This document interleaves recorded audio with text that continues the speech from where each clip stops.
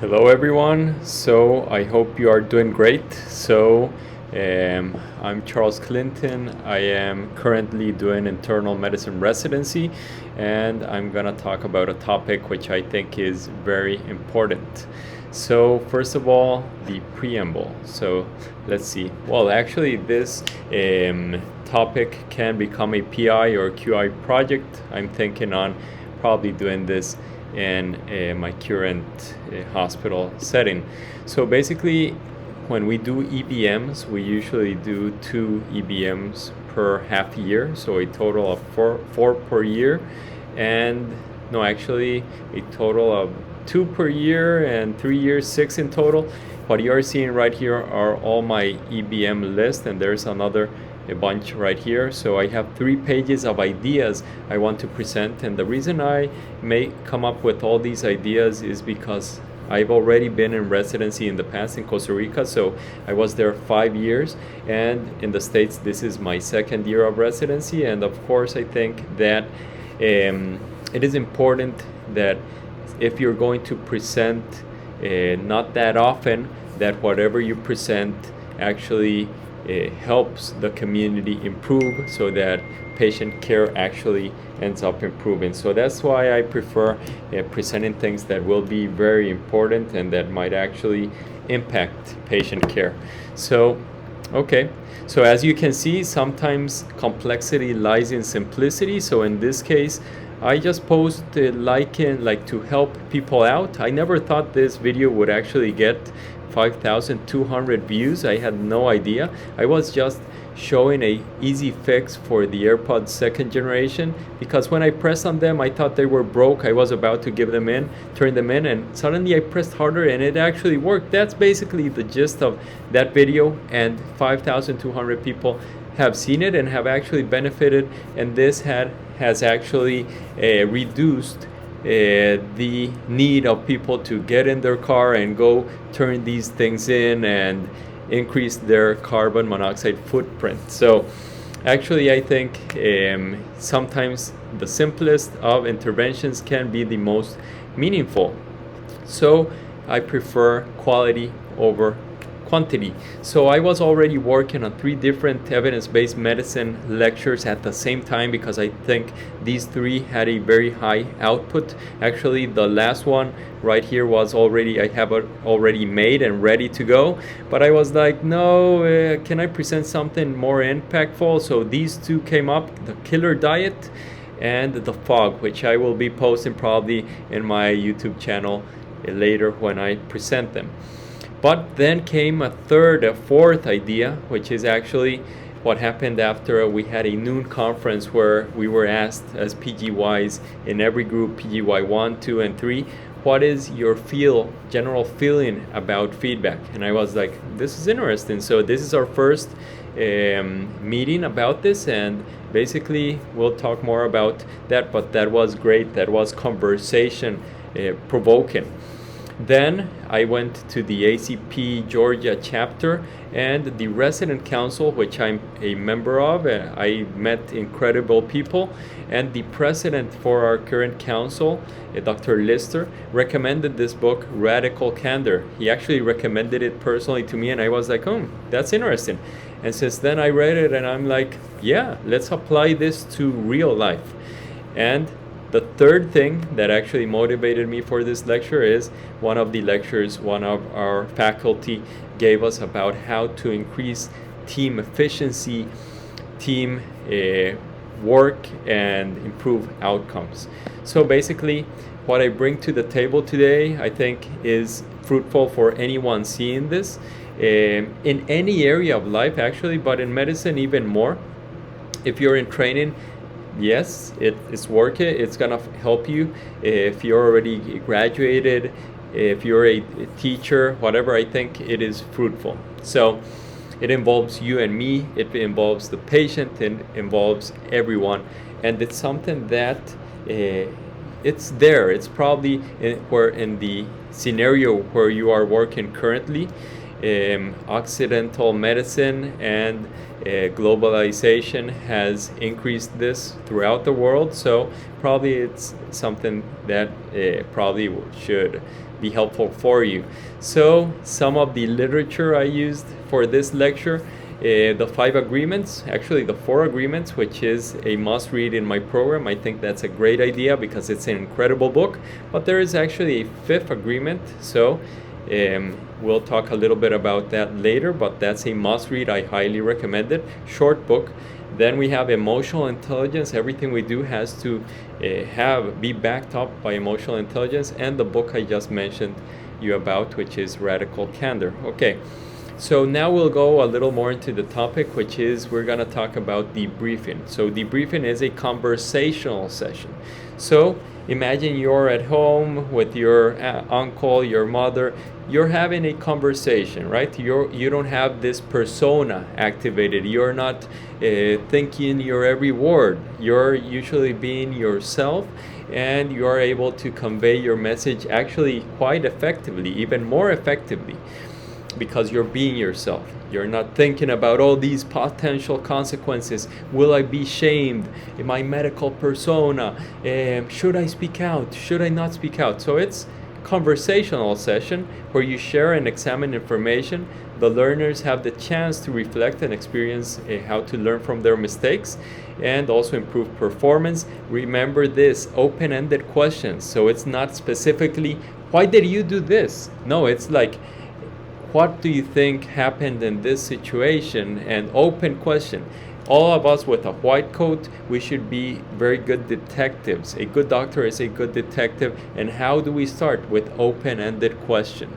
So yeah, open-ended questions should be what goes on. And of course, an open-ended question lets the other person express their real, whatever they really want to say or talk about, because if you just ask something specifically, you're putting a whole lot of your perception and your bias into it, and that's not necessarily what is needed in these situations. Okay, so debriefing sounds good. These are some slides I took from one of the lectures we got. Actually, what motivated me to do this talk, which was a lecture from my faculty, Dr. Connolly, a couple days ago. So look at this data. It's showing that up to 65% of serious events, safety events in a hospital, are bad team communication. So there is a limitation in communication. And look at this huge bar going on here. So it's not iatrogenia due to incorrect medication use. It's actually communication. So debriefing is important because that's how you cut out the cancer of miscommunication. Okay, so this basically is an article talking about the implementation of rapid post-code debrief, a quality improvement project, and basically it's a 7-item survey. I won't go into the nitty-gritty right now about the survey, but basically what I want you to see is that there is actually this, they printed out this sheet where post-code they would use this sheet and do a checklist. Why? Because we are human beings, and if we don't have something to form the habit, we won't form the habit. So we need those habit promoting tools. In this case, this sheet is, form the habit, and maybe later on down on the line you don't need it anymore, but this is a great implementation. So before this sheet, you can see that the pre-implementation process are these bars in orange, and the post-implementation are these bars in green, just showing overall how satisfied are you currently with how codes are run. So people, the nursing staff, the doctors were much more satisfied after implementing this sheet right here. And basically look at these questions. They're open-ended questions. What went well during our care of the patient? Okay, perfect. So you're first, and look at this, you're first starting off with the positive. So actually, what went well? Great. So you're opening a discussion, conversation. Second, what could have gone better? Okay, perfect. Yeah, so there's space for improvement. And is there anything anyone needs prior to going back to work? So you're being empathetic as well. You're taking into account the patient's feelings or the nurse's feelings and what do we need to know, and this affects patient care. And I think the wording of this is great. It's open-ended questions. It starts off with positives, and something that usually seldomly happens in medicine is people getting recognized for the positive things they do. So that's always important to remember. Basically here they run their statistical analysis with chi-square, showing that all of these improvements are statistically significant. So as you can expect, it significantly increased the overall code satisfaction. Also there was improvement, let's see, questions showed improvement over the study period, so the number of people running the code and thoughts about returning to work. So all that improved, but there was something that decreased. So for the average person, maybe not putting too much of thought into this, you could be like, okay, there's a decrease, a statistically significant decrease regarding how respondents felt emotionally supported after a code by their staff. So you could be like, this could go against maybe implementing the survey or implementing the post-code sheet checklist. But actually, knowing information, either it is a positive or a negative, increases knowledge, and you need knowledge about a potential issue / problem in order to be able to work on it. So I would believe that the reason for this could be multiple. I don't want to assume a reason for people feeling not so supported after the checklist, but this checklist and this debriefing basically showed, okay, we're talking about this, and maybe after this they could implement some things to improve it. So in our day and age, 2022, 2023, can we actually access any randomized controlled trials which compares debriefing versus no debriefing? Well, we'll see that in a second. But of course, there is a reason why I chose this article, which is the importance of debriefing and simulation-based learning. So basically, it showed that when there is a debriefing versus no debriefing, of course, these nurses felt more clinically competent, and there was a statistically significant result. They felt their skills were improved. Task management was also improved, situation awareness and decision making. All of those statistically significant. Of course, as you can see, both groups are a small number in size, and this is a survey, so this has its limitations and its biases and all that. But in the end, if your nurse feels better after a debriefing session, even if it's a placebo effect, don't you think that's good? Don't you think that even feeling good after this, even if it's just placebo, will actually increase your potential of helping the next patient? Instead of you just feeling, no, I don't feel capable, I'm not sure if I did things right or this or that, we didn't even talk about it, and then you go on to the next code and you drag on this lack of awareness. So I'd say it's a win, right? Even with all the limitations you could think of. So this is the evidence pyramid, of course, and for 2023, it's difficult for you to have an RCT about that. Originally, what I wanted to see was my PICOS question, comparing post-code, the control group or the treatment group would be post-code debriefing session versus that's the treatment group, and the control group was post-code non-debriefing session, and see outcomes. Okay, this is a hard trial to do nowadays because this in 2022 2023 is actually unethical.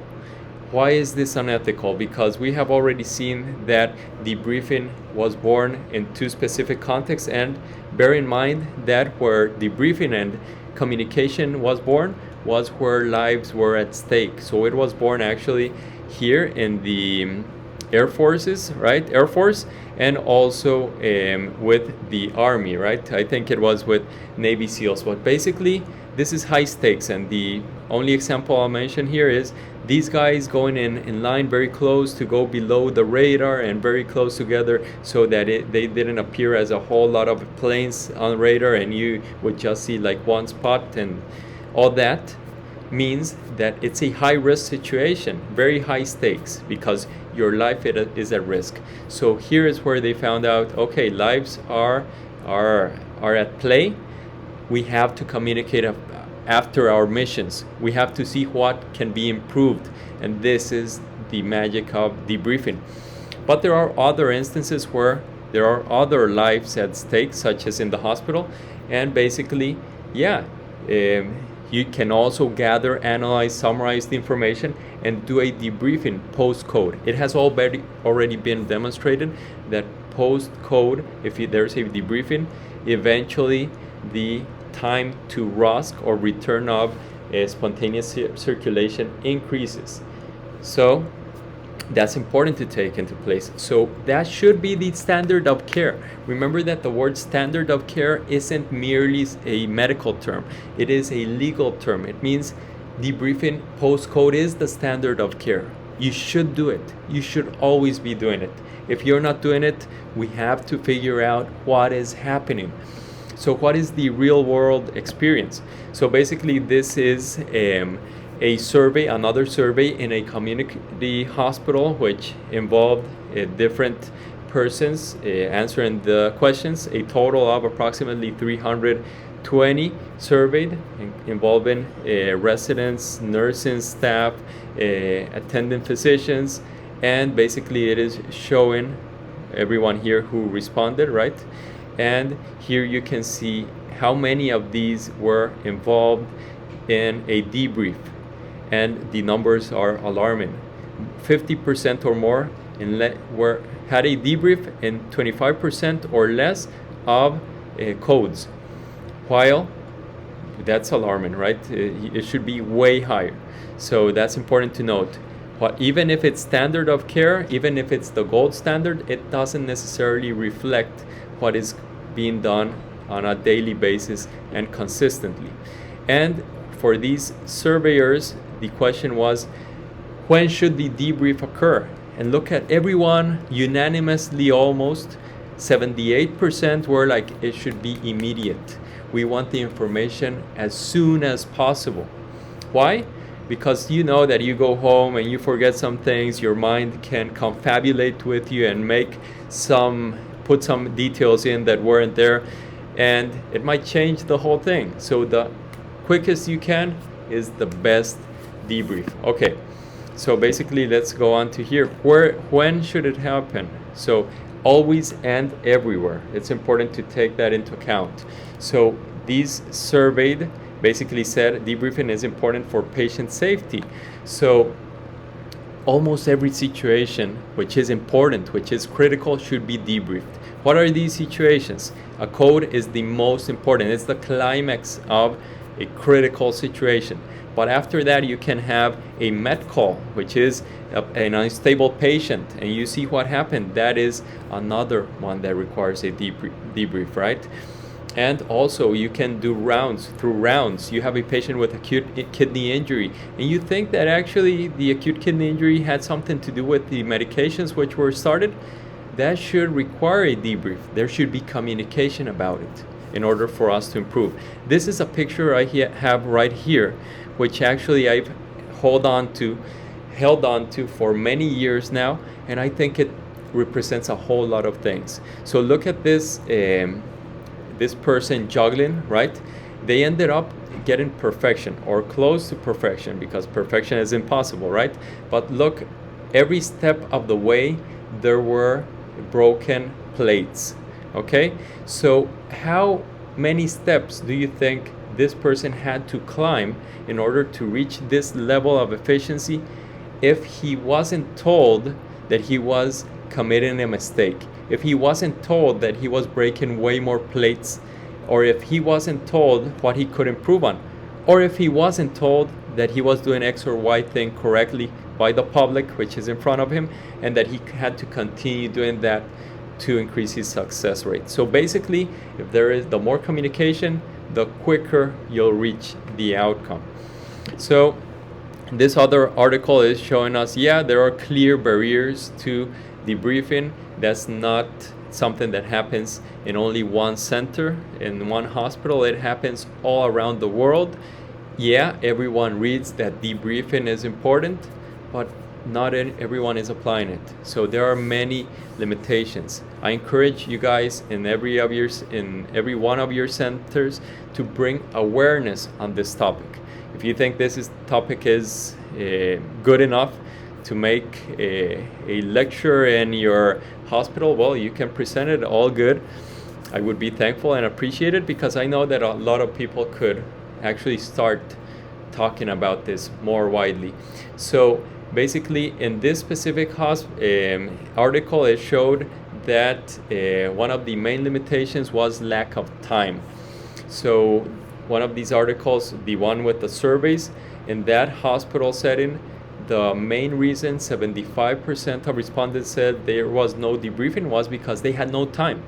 But maybe in your hospital it's different. So finding out those things are very important. So I just presented this talk, and actually I think that it would be important to define what are the limitations in my hospital, because what might be happening in yours might not necessarily be in mine, and sometimes it might be a minimal, small thing. So that's important to take into account.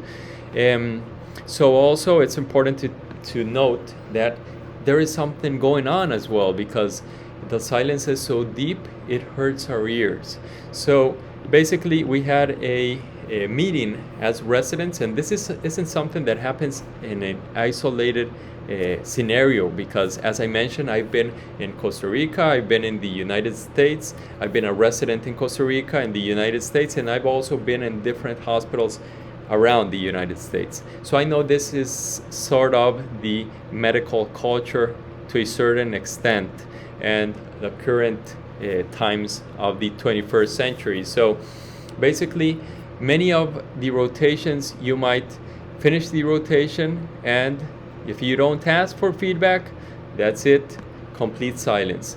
If you ask for feedback, you get told, you did great, incredible, keep doing what you're doing. But the reality oftentimes is different. Oftentimes you finish that rotation being told you did great or in utter silence, and 2 months down the line you do a small mistake or big mistake. Thankfully I've had no big mistakes, but you do a small mistake and you get told, hey, you have been repeating this over and over in the past months, and I don't know why you're not working on it. And you're thinking to yourself, like, that's so weird. I can swear that by God, that no one has ever told me this. So if I would have known before, I would have worked on it. Okay? So that's why I believe that there is a lot of silence going on. And this is a win. Understanding this is a win when having this great meeting talking about feedback with each PGY class showed there is something to work on. And this knowledge will give us the power to eventually improve as a whole and the whole experience. So what about residents giving feedback? Usually it's pretty limited as well. So as you can see right here, this is a doctor I really appreciate from Costa Rica. He said, not all experience is good experience, because you can also have experience doing the bad thing. So how do you know? Basically, well, I'll show you an option here. So imagine you are rounding and you ask about something and you're answered. That's how we've always done it here. What if you could actually answer this? What if you could be very empathetic and tactful and say, may I respectfully differ? May I share what I think and then discuss it? I think that we both want what's best for the patient, and that is why I would like you to hear me out. It would be great. But that seldomly happens. It's almost impossible to see. What usually happens? This, what you're gonna see. The answer is, got it. And that's it. You weren't able to advocate for the patient, and sometimes patients might die. I'll tell you that. So sometimes this generates stress, and you see the patient worse and worse and worse, and you're like, why didn't I speak out? So Yeah, we have to communicate. This is another mechanism of this communication um, communication method which I am trying to promote here. So this is part of the book Radical Candor. So I believe that here in the United States I've seen this happen in several different places. But I can also tell you guys that I've seen certain hospitals, and the ones that are the most diverse with a lot of international people, they usually have the best balance. And I think it's because they bring in all the different cultures, but that is my assumption. I'll have to research the literature to see if there's something on that. But basically, currently, the situation we are facing in a lot of places in the United States is more along the left side. So you're silent. So it's ruinous empathy or manipulative insincerity. Okay? But it is important to note that all of us are on this ship together. So remember that once upon a time, the Titanic was going straight into an iceberg, and the captain was saying, "Get out of the way," to the iceberg, thinking it was a vessel or a ship. If someone could have told him, "Hey, wait a second, I think that is something else," maybe things would have been different. What if someone actually knew and didn't speak out because they felt stupid? They were like, "I'm not the captain. I have no idea." We're probably going to turn right before it. So that's why communication is key. The Fifth Agreement, which is also a book from Don Miguel Ruiz, which I highly endorse. I do not earn anything by endorsing this. I would become just happy that you read it. Says that you have to be skeptical, and you can also be skeptical about the status quo if this means you will actually bring a good change for your environment and maybe eventually even larger. So Costa Rica, land of pura vida, which means pure life, and one also voted as happiest country in the world. Well, wait till you're in the wards.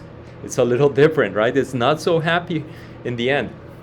So most of my experience in residency in Costa Rica was actually, yes, people were talking out, but they were challenging directly, and they were it was more obnoxious aggression. It was, "I'm gonna prove you wrong just because I'm gonna prove you wrong." Who said that? The intern? What are you saying? Bring him here, I'm gonna ask. So it was pretty difficult. So arrogance, character attack, self-righteous shaming, bullying behavior, a whole lot of that. So what do we have to try to get to? This right upper quadrant, which is radical candor, which is being assertive, asking for criticism, offering specific, sincere praise and kind, clear criticism. So that's what we actually have to search for in the medical community and basically in all communication in life. So basically I heard this in my own program in different moments in time. Someone asked me like, how is your child, Charles? I have no child. And I asked them like, I told them I have no child, and they were like, "Oh, I was told that you have a child by 3 different persons." And I was like, where is this information coming from? Same thing with someone telling me, "Charles, I heard you're transferring from the program." I'm like, I'm going nowhere. I just bought a unicycle. I bought my whole home gym here in Savannah, and yeah, I'm not going anywhere. So we have to cut this broken communication loop.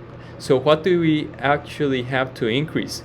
We have to try to not take things personally, timely communication, open-minded, and in the words of one of my greatest philosophers / psychologists, Jordan Peterson, think as if the other person might know something you don't, and that way you will grow and you'll improve.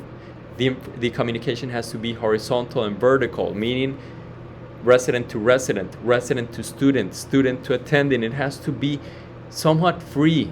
We have to, respect the hierarchy, but also be able to feel as if you're not going to be shamed for speaking out. So you've read these instances where the intern catches this minor mistake, and they're in the operating room and they tell the surgeon, "Hey, isn't that the other leg you should amputate?" And the surgeon may get angry or anything, and the patient actually is the good leg is saved.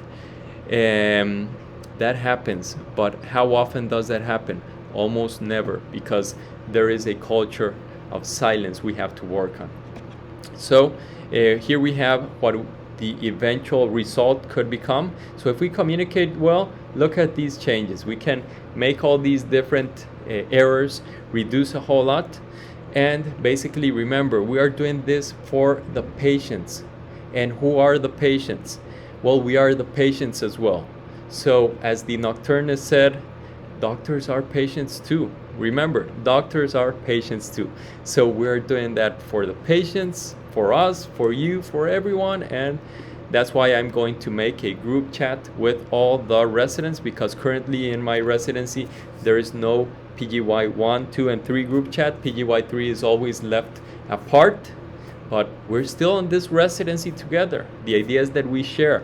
If we're a PGY 3, we're even more prepared to share than the PGY 1 and 2. So yeah, let's give back and let's make the academic chat, which we already made, and we learned the term orthodoxia. We're starting to learn new concepts and share, and there's gonna be a social chat because we're also social beings, like it or not. So I'll leave you with this quote in the end, and this is the quote. I'll wrap off this talk. Thank you so much for your time, and the bibliography I'm gonna attach next. And thank you, and see you in the next episode.